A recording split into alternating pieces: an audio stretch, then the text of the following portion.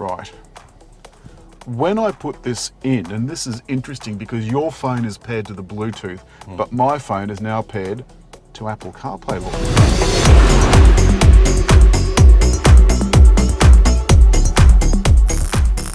So Apple CarPlay, it mirrors your phone. Now this is still one of the brands where you have to wire your car.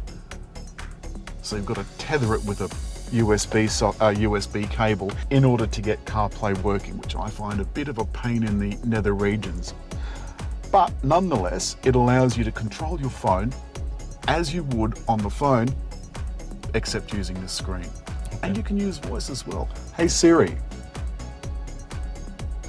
text David Brown. What do you want to say? Good morning, sir, full stop. Would you like to come for a drive? Full stop.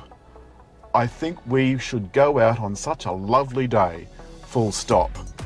Are you going to bring tea and muffins? Question mark. No.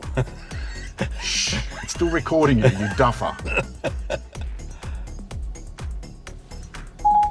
Your message to David This will be Brown interesting. says, good morning, Sue.